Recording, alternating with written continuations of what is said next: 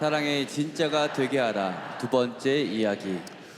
지난주 설교에서 예수 그리스도의 복음을 알고 구원받은 성도들이 교회 생활에서 나타나야 될 첫 번째가 사랑이라고 했습니다. 그런데 그 사랑은 거짓 없는 진실한 사랑, 즉 겉과 속이 일치하는 그런 진짜 사랑을 해야 한다고 했지요. 진짜 사랑의 실천은 나보다 남을 낮게 여기고 먼저 존경하는 것이라 했습니다. 소망 중에 함께 즐거워하고 고난 중에는 서로 기도하며 견디는 것입니다. 교회 안에 궁핍한 자들이 항상 있는지 항상 살펴보고 나그네들, 이방인들에 대한 손님 대접에 힘쓰는 것이라 했습니다. 그리야 할 때 교회는 세상과는 분명 다른 공동체로 인정받게 될 것이라 사도 바울은 우리에게 그렇게 이야기를 했습니다. 하지만 바울은 오늘 본문을 통해서 이 같은 사랑이 그저 교회 안에서만 행해져서는 안 된다고 말합니다. 교회를 넘어 교회 밖으로 세상으로까지 흘러가야 한다고 오늘 본문에 우리에게 설명을 합니다. 예수님께서 산상수훈을 통해 강조하셨던 내용도 이와 동일하죠. 그리스도인들은 빛과 소금인데 세상의 빛과 소금이다라는 겁니다. 특별히 등불을 켜서 말 아래 두지 않고 등경 위에 두는 이유가 모두에게 빛을 비추기 위함이라고 했습니다. 따라서 그리스도인의 사랑은 결코 교회 안에서만 교인들끼리만 나누는 사랑이 되어서는 안 됩니다. 죄가 만연한 세상 속으로 들어가 그리스도인다운 삶을 실천함으로 그 사랑이 진짜가 되게 해야 한다는 것이죠. 그렇다면 세상에서 우리 성도들이 실천해야 될 그 사랑이 구체적으로 무엇일까? 이제 다 같이 본문으로 돌아가 우리를 향하신 하나님의 살아계신 음성 듣게 되기를 주님의 이름으로 축원합니다. 한번 따라합시다. 모든 관계에 덕을 끼쳐야 합니다. 모든 관계에 덕을 끼쳐야 합니다. 요한복음 13장에서 예수님이 유월절 식사하는 자리에서 일어나 제자들의 발을 씻기셨습니다. 그렇게 제자들의 발을 다 씻긴 후에 예수님은 제자들을 향하여 새 계명을 선포하시는데요. 그 새 계명이란 다름 아닌 서로를 뜨겁게 사랑하라 였습니다. 이 계명에는 오늘날 성도들이 교회 안에서 서로를 왜 사랑해야 하는지 아주 분명하게 알려주고 있어요.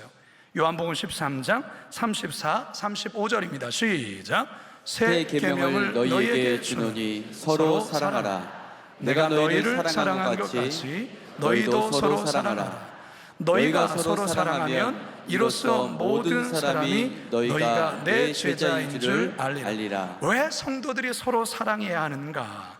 이 말씀에 의하면 성도들이 서로를 뜨겁게 사랑할 때 세상이 그 모습을 보고 비로소 우리가 예수님의 제자라는 사실을 알게 된다라는 것입니다. 세상에 우리가 예수님의 제자라는 사실을 우리들이 서로 뜨겁게 사랑할 때 알게 된다라는 것입니다.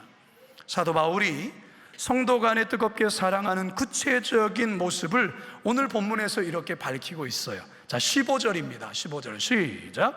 즐거워하는 자들과 함께 즐거워하고 우는 자들과 함께 울라. 한 번 더요. 시작. 즐거워하는 자들과 함께 즐거워하고 우는 자들과 함께 울라.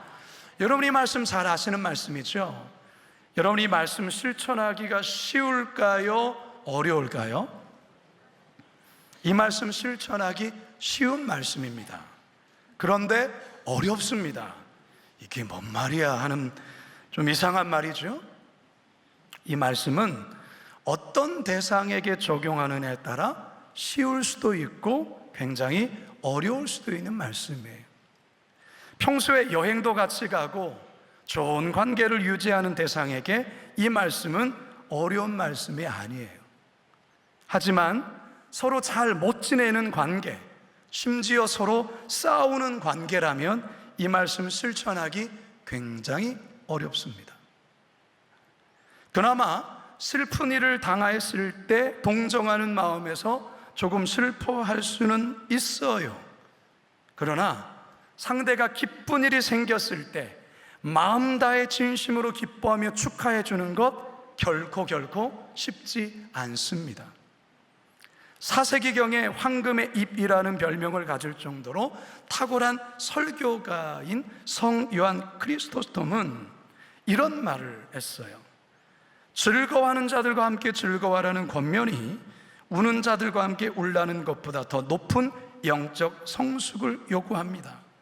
슬픔을 함께하는 것은 인간의 본성에 가까우나 타인의 기쁨에 진심으로 기뻐하는 것은 질투나 시기심을 극복해야 가능한 일이기 때문입니다. 아주 우리의 심리를 너무나도 잘 간파한 말씀이 아닐 수가 없어요. 슬퍼하는 일은 우리의 본능에, 인간의 본성에 가깝지만 타인의 기쁨에 진심으로 기뻐하는 것은 질투나 시기심을 극복해야 가능하다, 그 말인 거죠. 여러분 어떻습니까? 여러분은 어떤가요? 여러분의 이 말씀 실천하며 사십니까? 즐거워하는 자들과 진심으로 기뻐하고 우는 자들과 함께 우십니까? 그렇다면 우리 교회 공동체는 어떻습니까? 우리 교회 공동체는 즐거워하는 자들과 함께 마음을 다해 즐거워해주고 우는 자들과 함께 마음 다해 울어주는 그런 공동체입니까? 우리 교회는요, 성도 수가 결코 적지 않은 큰 교회에 해당됩니다. 때문에 한 주간에도 장례가 얼마나 많이 발생하는지 몰라요. 많은 경우에는 한 주 동안 10건 가까운 장례가 그 한 주간이 일어나는 경우도 있고요, 더하게 일어나는 경우도 있어요. 이처럼 장례가 날 때 발벗고 그 슬픔을 위로하기 위해서 동참해주는 부서가 상조팀과 백합 찬양팀이에요. 어떤 때는 하루에 2번 내지 3번도 장례 예배에 참여하기도 하고 화장장까지도 같이 동행하기도 합니다. 참 얼마나 고맙고 늘 고개가 숙여지는 부서인지 몰라요. 뿐만 아닙니다. 우리 교회의 어떤 장례와 슬픈 일이 나면 교구에서, 그리고 남선교 여전도에서, 그리고 각 부서에서 얼마나 열의를 제끼고 그 슬픔에 함께 해주는지 몰라요. 그런 모습에 저는 목사로서 우리 성도들에게 큰 감동을 받을 때가 많습니다. 정말 감사한 것은요, 장례식에 참여한 유족들 중에는 이전까지, 장례를 치르기 이전까지 교회에 대한, 기독교에 대한 어떤 부정적인 그런 시각을 갖고 있었는데, 이 장례 기간 동안 교회에서 마음 다해 장례를 드려주시고 함께 슬픔에 참여해 위로해 주시는 모습에 너무 감동을 받아서 기독교에 대한, 교회에 대한 시각이 바뀌고 나 또한도 이 신앙을 갖고 교회에 나오게 되었다라고 말하는 이들이 꽤 우리 교회는 많이 있습니다. 아니, 아버지의 장례, 어머니의 장례, 사실 가족들도 친인척도 그렇게 하지를 못하는데 어떻게 교회에서 마치 내일인 것처럼 이 슬픈 일에 최선을 다해서 함께 위로해 주는 것에 너무너무 고맙습니다. 이런 고백들을 저는 많이 들어요. 성도 여러분, 그렇습니다. 교회가 세상과 똑같다면 세상은 절대로 교회에 감동받지 않습니다. 교회가 세상과 달라도 뭔가 다를 때 거기서 감동을 받고 교회를 달리 보게 되는 것이죠. 바로 뜨겁게 서로를 사랑할 때 말이죠. 사랑하는 성도 여러분, 교회는 사랑의 공동체가 되어야 합니다. 즐거워하는 자들과는 정말 내일인 것처럼 함께 즐거워해주고, 우는 자들과는 마치 내가 겪은, 내게 있는 그 어려운 일처럼 함께 울어주는 그런 운명 공동체 되어야 한다는 것이죠. 그렇게 서로 덕을 끼칠 때 세상은 그런 교회를 보며, 그런 성도를 바라보며, 아, 내가 알고 있던 교회의 모습이 아니구나, 정말 교회답다, 정말 예수님 제자답다라고 인정하게 될 것입니다. 바라기는 우리 거룩한 빛 광성교회가 이처럼 함께 웃고 함께 우는 진짜 사랑의 공동체가 되어 세상에 아름다운 덕을 끼치는 그런 생명력 넘치는 교회 되길 주님의 이름으로 축원합니다. 두 번째 따라합시다. 악한 자들이어도 품어야 합니다. 악한 자들이어도 품어야 합니다. 예수님께서 십자가에서 못 박히셨을 때 십자가상에서 총 7번의 말씀을 하셨어요. 이것을 가리켜 소위 뭐라고 하죠? 가상칠언이라고 합니다. 이 가상칠언 가운데 가장 첫 번째 말씀이 아주 위대한 선언인데요. 아버지, 저들을 사하여 주옵소서. 자기들이 하는 것을 알지 못함이니이다. 이 말씀은 어떤 말씀입니까? 자신을 향하여 박해하고 조롱하고 모욕하는 자들에 대하여 예수님이 용서의 기도이자 용서의 선포라는 것입니다. 예수님 자신이 산상수훈에서 하신 말씀을 십자가에서 실천하신 말씀이라 할 수 있습니다. 우리 예수님 산상수훈에서 이런 말씀을 우리에게 전해주셨습니다. 마태복음 5장 44절 시작. 너희 원수를 사랑하며 너희를 박해하는 자를 위하여 기도하라. 너희를 박해하는 자를 위하여 뭐하라? 기도하라. 그런데 놀라운 것은 사도 바울이 로마서에서 이와 아주 유사한 말씀을 오늘 본문을 통해서 전합니다. 12장 14절 시작. 너희를 축복하라. 축복하고 저주하지 말라. 너희를 박해하는 자를 뭐하라? 축복하라는 거예요. 단지 기도하라고만 하는 것이 아니라 그들을 축복하래요. 복을 빌어주래요. 저주하지 말라라는 것입니다. 여러분, 우리 인간의 마음 깊은 곳에는요, 이 보복 심리가 깔려 있어요. 여러분, 잘 운전을 하고 있는데 갑자기 느닷없이 여러분 앞에 확 들었으면 여러분 어떻게 반응하시죠? 이런 분들 계십니까? 갑자기 막 화가 일어나죠. 가끔 여러분 뉴스에 어떤 뉴스가 뜹니까? 보복운전. 너무 화가 나가지고 나도 그 보복하리라 막 그러면서 그 도로에서 아주 위험천만한 일이 있지 않습니까? 누가 지나가다가 내 발을 확 밟으면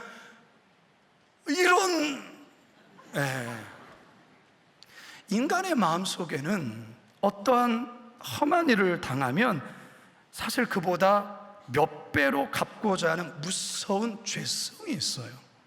그래서 오랜 옛날부터 이런 죄된 본성을 나름 합리적으로 처리하기 위해서 세운 법이 바로 동태복수법이라는 고대 법이 있어요. 이게 무슨 법이냐? 눈에는 눈, 이에는 이라는 법이에요. 이 법은 상대를 향한 과도한 보복을 막기 위해 자신이 당한 만큼만 상대에게 상해를 입히는 어쩌면 대단히 합리적인 법이라고 할 수 있어요. 누군가 내 이빨 2개를 부러뜨렸어요. 그럼 여러분 어떻게 합니까? 여러분은 4개를 뽑아낼 거예요 아마. 아니 더하면 막 6개를 뽑아내고자 하는 이 분노심이 일어나는 거예요. 그렇게 하지 말라는 거예요. 네가 2개 깨졌으면 상대 2개만 깨뜨려라 이거예요. 참 어찌 보면 참 재밌기도 하지만 인간의 그 죄성을 이렇게 나름 이렇게 막아내는 그런 법이라 할 수 있죠.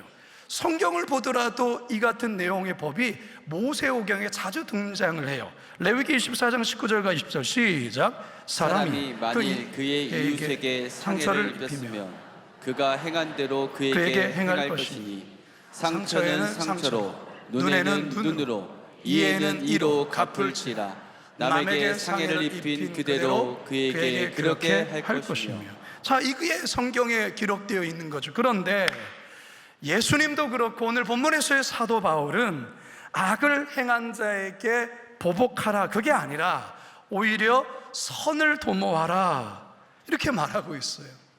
악한 자여도 더불어 화목하라 명령하고 있어요. 17절에서 18절 시작.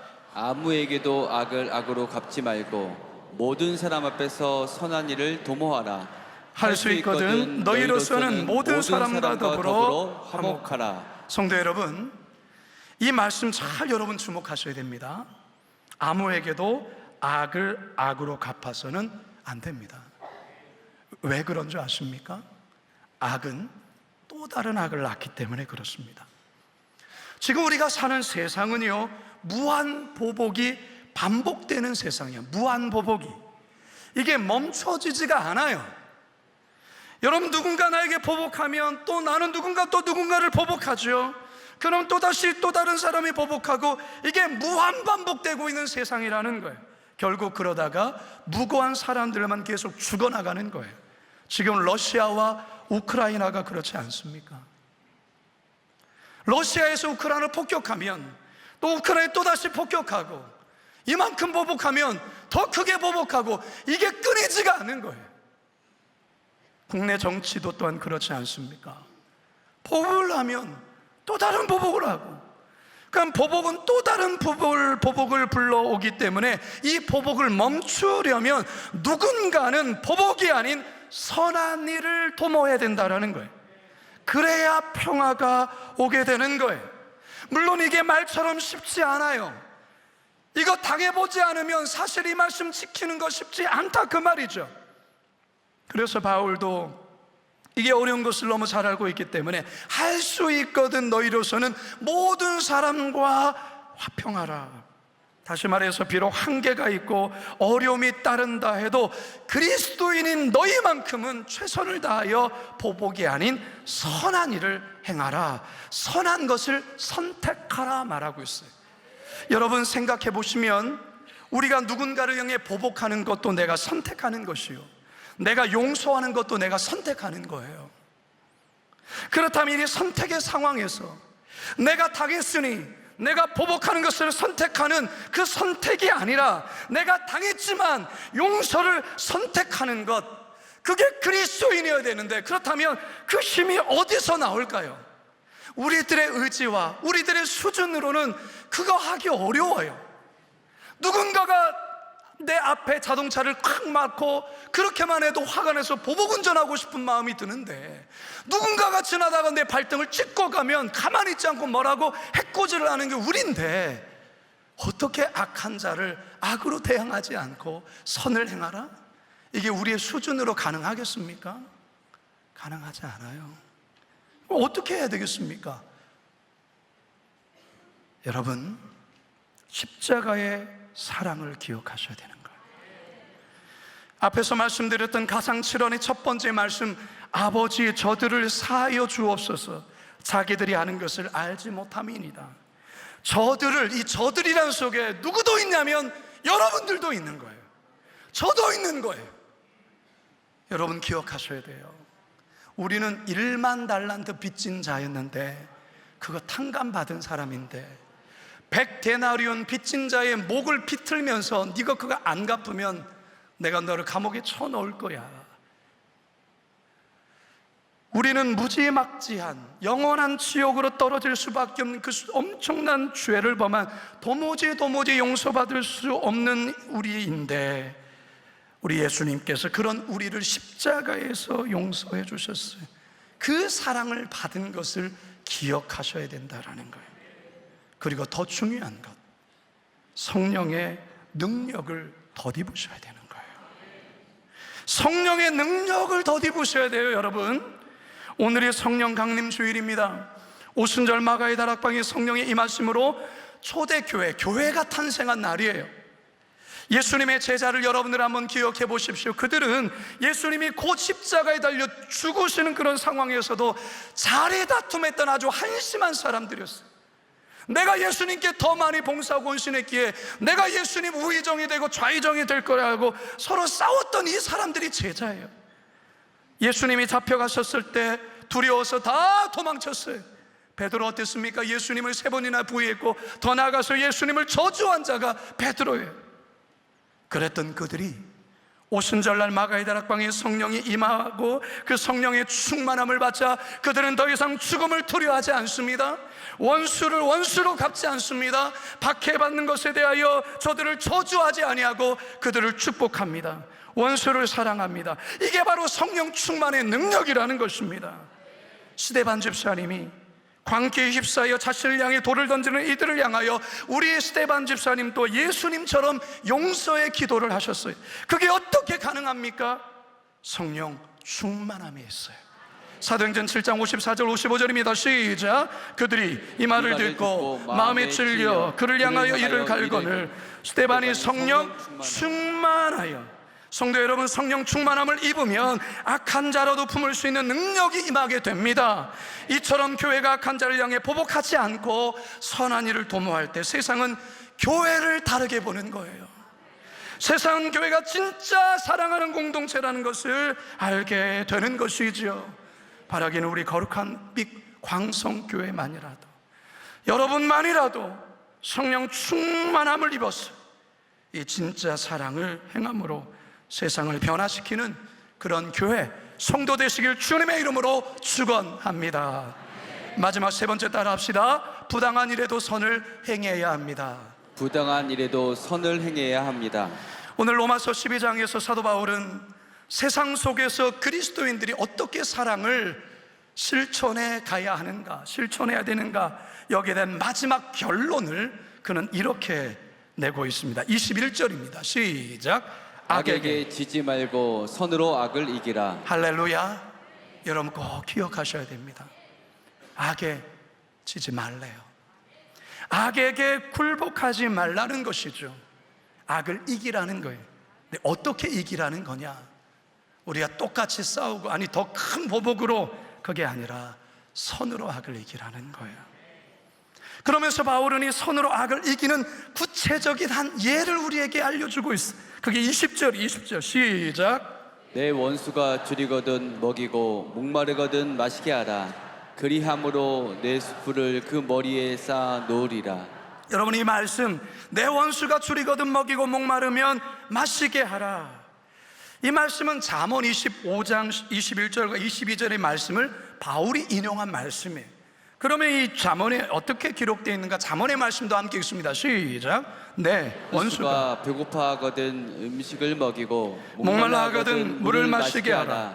그리하는 것은 핀수술 그의 머리에 놓는 것과 일반이요 여호와께서 내게 갚아 주시리라. 여러분, 세상은 원수가 배고프면 뭐 음식을 주지만 그 음식에 독을 타서 줄 수 있어요. 원수가 목마르면 물을 주면서 그 물에 독을 타서 줄 수도 있다니까요. 세상은 그래요. 원수 갚아야 되니까. 그러나 우리 그리스도인은 그러면 안 돼요.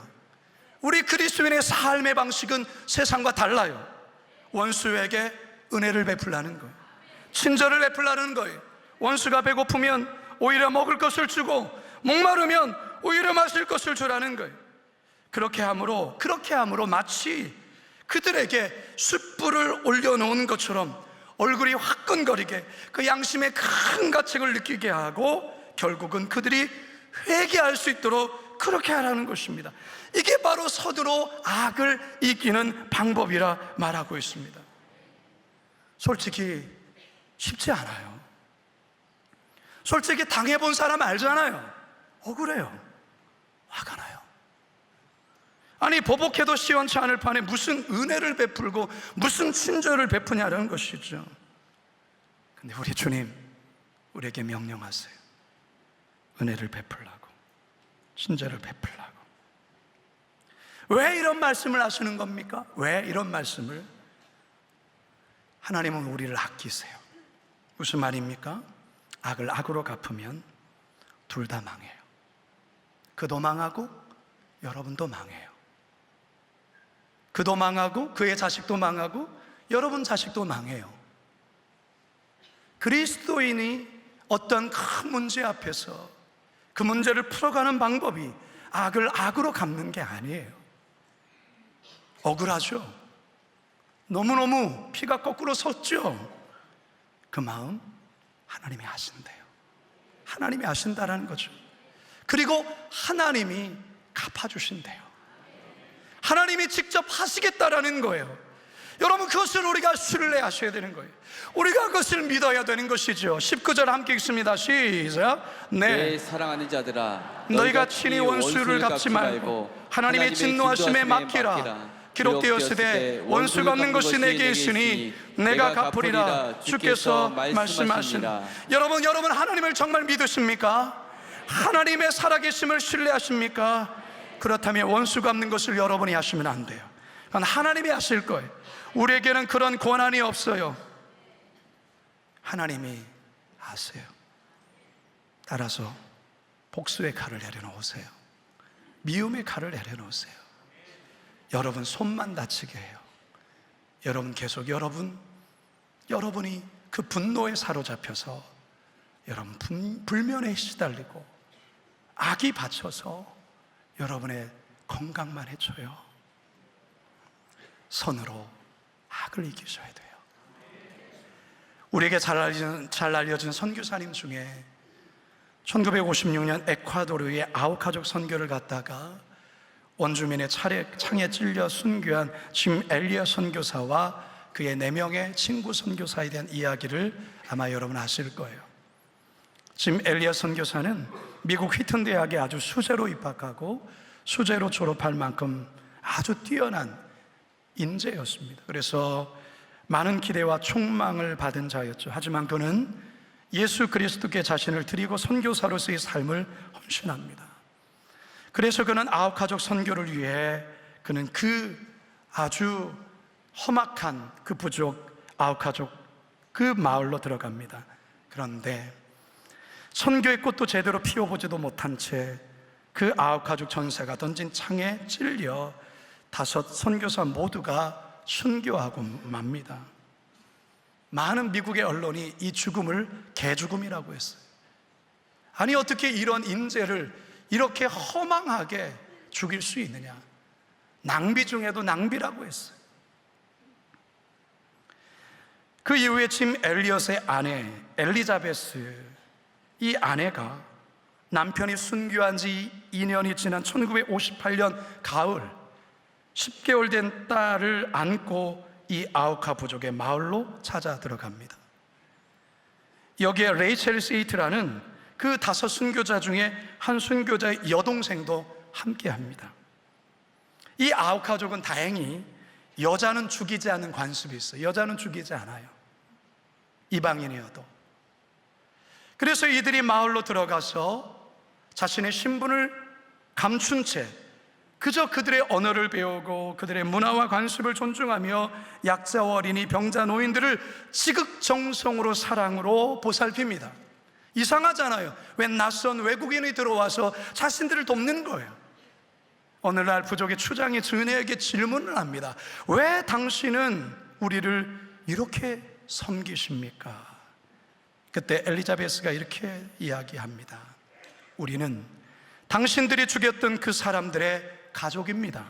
그들은 우리의 남편이었고 우리의 오빠였습니다. 그들이 죽기 전에 여러분에게 복음을 전하려고 했던 것처럼 우리는 예수님의 사랑을 전하기 위해 여기 왔습니다. 이 말을 들은 아웃가족 사람들이 충격과 함께 감동에 빠지게 됩니다. 우리가 죽인 그 사람들의 가족이 우리를 도우려고 여기에 왔다고? 이들이 그들이라고? 이때 많은 부족의 사람들이 눈물을 흘리며 회개하고 예수 그리스도를 영접하는 놀라운 일이 벌어지게 됩니다. 더 놀라운 것은 짐 엘리엇과 그 4명의 선교사를 직접 창으로 찔려 죽였던 아웃가족의 전사 중 한 명인 민카이, 이 사람이 자신에게 복수 대신 사랑을 베풀고 있는 이 여인들의 이 모습에 충격을 받고 그는 회심하여 그 부족에서의 최초의 목사가 됩니다. 이게 바로 선으로 악을 이기는 모습입니다.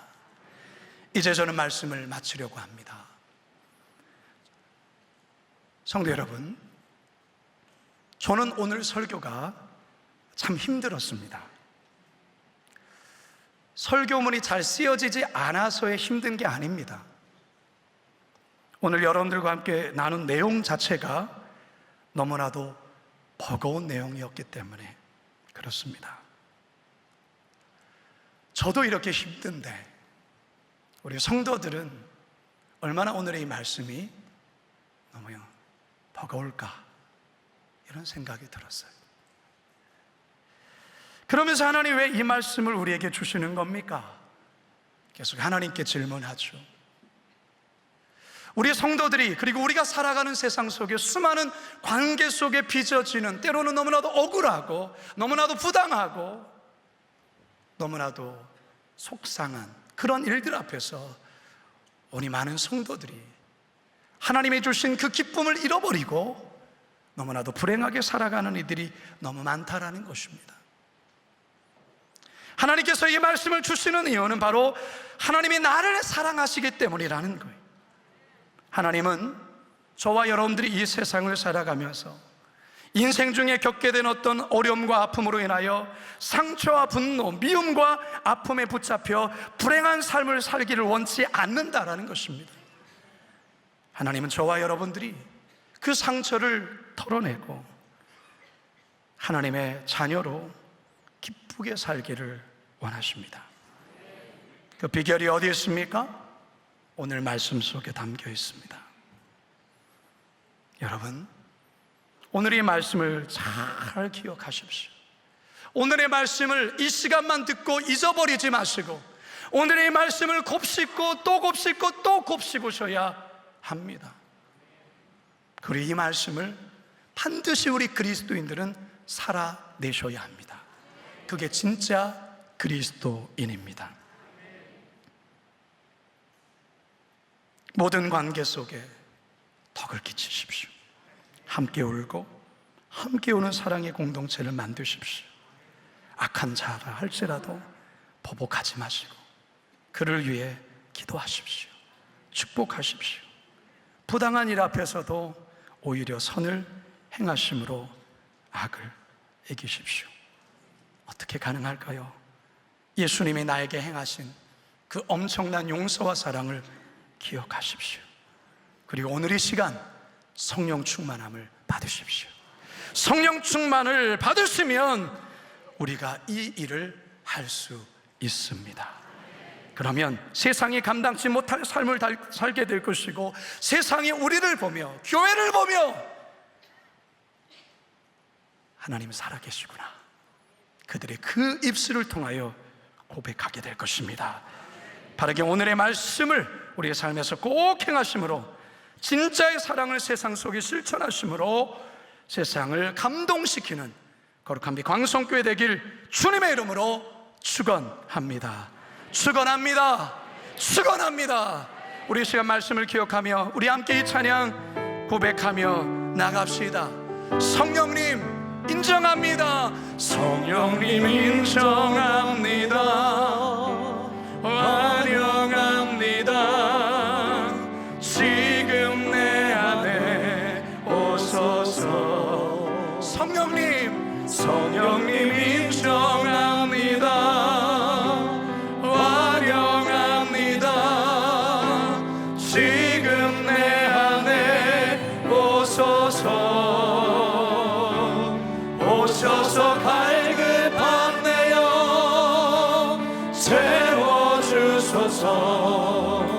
지금 내 안에 오소서. 우리 가슴에 손 얹고 성령님 인정합니다. 환영합니다. 환영합니다.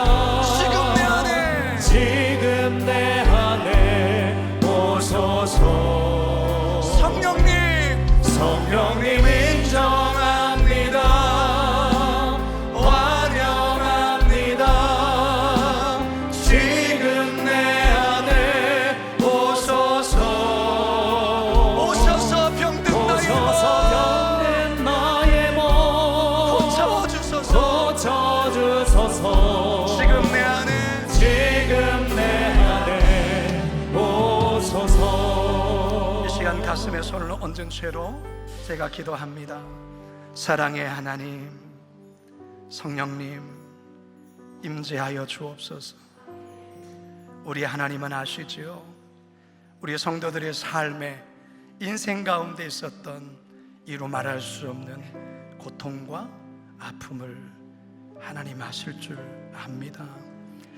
생각하면 분노가 일어나고 더 많은 화가 보복하고 싶은 심정으로 바뀌는 그런 우리의 인생에 결코 경험하고 싶지 않은 어떤 아픔의 사건과 일들이 우리 안에 있습니다. 네, 하나님, 오늘 이 말씀 참으로 하나님 버거운 말씀이지만 하나님께서 오늘 우리에게 이 말씀을 주시는 이유는 우리가 그 짐에 억눌려서 짓눌려 살아가는 게 아니라 오히려 우리에게 자유함을 주시고자, 우리가 이제는 그 상처 아픔에 묶여 살아가는 자가 아니라 이제는 주님 안에서 새로운 삶을 살기를 원하시는 그 사랑으로 이 말씀 주신 줄로 믿습니다. 사람의 힘으로, 나의 의지로는 도무지 안 되지만 우리 예수님 나를 위하여 십자가에서 나를 용서하신 그 용서의 선포와 기도를 우리가 기억하고, 그리고 2000년 전 마가의 다락방에 강력하게 임하셨던 그 성령의 임재가 오늘 이 시간 내 마음을 가득 채우므로 주님, 나도 이 말씀 실천하며 살아낼 수 있도록 역사하여 주시옵소서.